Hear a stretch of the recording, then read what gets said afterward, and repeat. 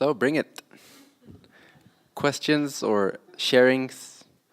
Sharings can often, participant sharings can often answer a lot of questions for people too. And Stan, if you're inspired to say anything, you're free to as well at any point. Okay, so this is my cup of tea. I mean, this is nice.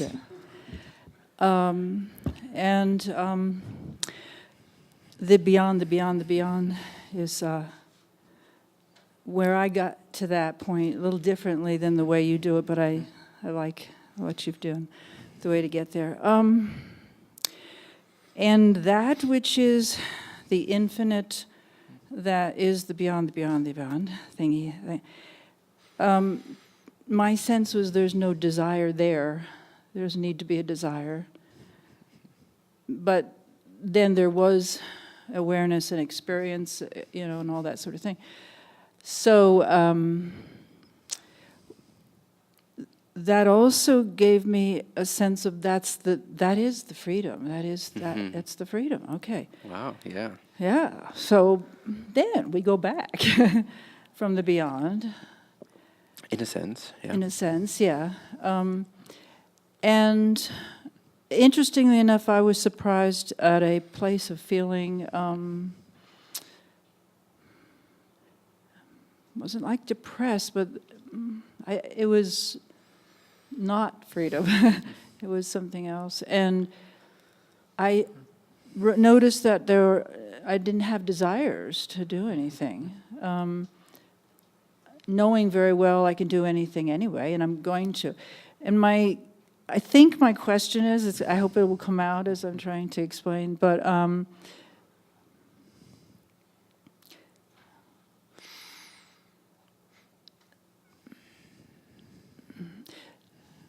for me to come back to where desire is, it's almost like there's no need to come to desire. Would you like a glass of water? Sure. Isn't that desire? Why did you pick that? Why didn't you say no? And if you would say no, wouldn't that be your desire? At the moment you asked, there was like, is there thirst? Yes, water. Nice. Isn't that desire? Isn't that movement, impulse, direction? So I guess I don't define impulse, direction as desire, perhaps. It seems that the source of what I'm doing here is not necessarily something that the physical is. It's, how can I do this? Take a sip. Okay. Oh, I know how to get to it. Definitely want this. Okay. So, in some of your other talks, and I'd only watched you on YouTube and stuff, but this idea of getting in touch with the vibration of what you want, and then by staying in that vibration that vibration will be coming to you, and actually you're in it as soon as you're in the vibration, you're there, so. Yeah, except that it's not about creating a desire. Like, oh, okay, let's desire now. Let's set up this desire and let's stay in that frequency. That's not it. It's more an exploration of what it is you already desire. What's already your blueprint? What's already your natural impulse, your natural resonance? Which to me seems like there's no need for the desire. It's like you don't, what I guess I've defined as desire is sitting down with my little affirmations or something. When in fact it isn't that. It's more of, well, I love to explore, so I just know when there's something that I want to explore, I can feel it. Mm-hmm. Yeah, it's both of these. For one person, it may be really fun and enjoyable to make a little affirmation list. As long as it's not, and even then it's fine, but overall I would suggest as long as it's not with need, insistence of the hows, whens, and the whys. Outcome, result. So if you take that out of the equation, we often equate our insistence upon a particular outcome with desire, but those are two completely different things. Desire is the natural impulse. Apparently, even the one desires, otherwise this wouldn't be here. So even the absolute absence has desire. Well, maybe not in the way we know it as humans, but still, we're here. So clearly, nothing can happen without the one's permission or desire. So desire is who we are. It's the very essence of who we are as a being, as a beingness, as a consciousness. And when we couple that with beliefs in, oh, that means because I desire something, that means I don't have it yet, that means I need to go and get it. That is insistence. That is need. That's not desire. And I do recognize that because I'd recently gone through where there was something very intently I thought was the only desire left on earth that I had a desire for, and went after it, and it didn't fulfill the way I wanted it to, and it ended up that I actually was feeling at ease with not having the desire for it any longer. Okay. And that's very desirable. And what was interesting, and what was that? That's a very desirable state, to not have any desires. Oh, it because is. You don't have to work out your needs and your beliefs. It's very peaceful. But it's a little bit sort of It's mundane. very nice. It's not actually very bold. Yeah. It's a little mundane. What is mundane? Be.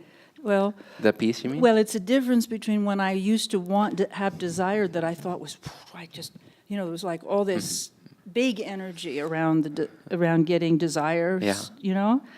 But where now that there isn't that big energy, I mean, I don't have that that energy was kind of fun though, you know? And yet, it doesn't seem to. Are you passionless? Passionless, no. You're not passionless? I don't think I'm passionless, no. I don't think so. Without passion? I don't think I'm without passion. So you do have desire.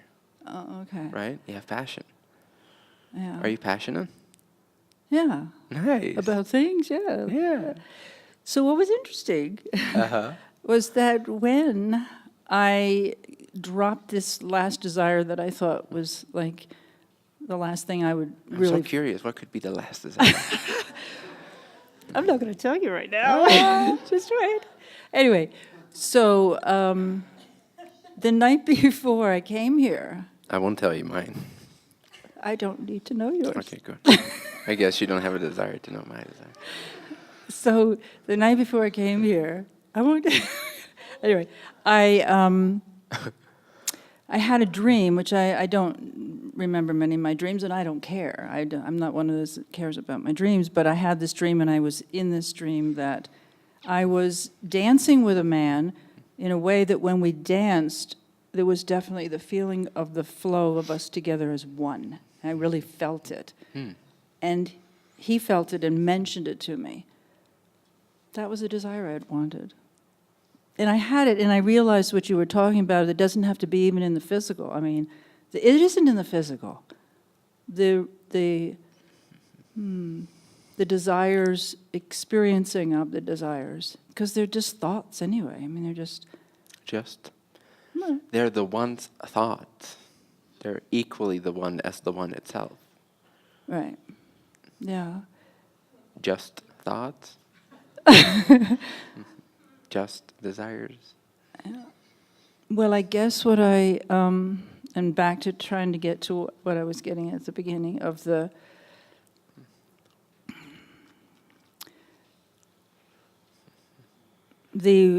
beyond, you know, the infinity sense of not needing anything. There is no need. And yet, in the just being and exploring, and I think doing it for me without intent to, you know, do something that would, actually it's more like fulfilling something that the earthly, the physical form would, or being in the world would seem like what to do. And I'm just like, I don't care about the things of being in the world. And I'm having a little difficulty in that. like running around with friends and like not caring and about necessarily anything about what I do or what I'm, but certainly having passion about being here, but not in a way that looks like it. I don't know. And No, it sounds pretty good. Here's the thing, though. Is there any desire you're not meeting that you're like dismissing? Is there anything you're dismissing in the name of the one that doesn't need anything? I think it was that I felt there was a desire to know this place and be able to live it and know it all at the same time and be in the world. That was what was the desire. That was? What happened? Maybe it is, but why do I say was? What brought you up here? Here? Yeah, on the chair. Okay. What's the impulse? What's the desire? It is to figure out what is, when I'm at home, I'm like, there's something going on that isn't flowing. Okay. It isn't flowing, and I've been trying to understand why it isn't flowing. Do you believe it won't succeed anyway? Do I believe it won't succeed? Oh. Because remember, I haven't said that in this retreat yet, but we take our personality with us all the way into the absolute. Yeah. But Our preferences, our biases, our beliefs. Well, here's a piece. I think that the absolute comes all the way into where we are, too. Mm-hmm, in a sense, yeah. My point being, even if you have realization of the absolute, it's still tainted. That's fine, but its expression and the need for it or the non-need for it and how it plays itself out, it's still tainted through the personality as well.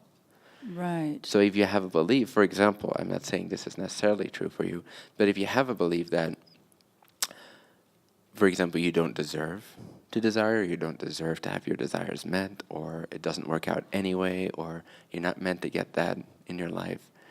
If you have these kind of beliefs, then you mix match that with the absolute, with fancy words and fancy states. Does that make sense? Yeah. And so you debilitate yourself. You limit yourself, you inhibit yourself in the name of the absolute. You take your personality with you all the way into the absolute. So do you believe? Well, when I came on into form, and the experiences then that I had before I even consciously, thought about those things, the experiences that were my conditioned sort of experiences, what I was brought up to think and do and stuff, before I chose to look at them, one of my beliefs that if I came in with them already, how much am I fulfilling? Isn't that part of what I'm fulfilling by what I came in with? Yeah, by definition. Yeah. And so then just keep moving. Just. What do you want? What would you like? What will make you even more loved in your own eyes? What would make you so passionate and so grateful and so overwhelmingly abundant?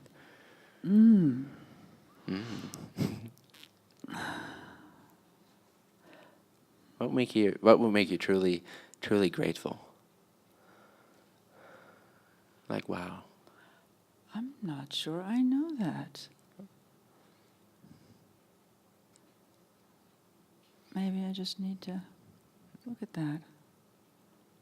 If you want to. You don't have to. Yeah. It all depends on what you desire, what you resonate toward. And my point is, overall, that if you are here being and you are physical in this moment, then it means that there is still a desire for this life. If there's no desire, if the desires for this life are exhausted, you die.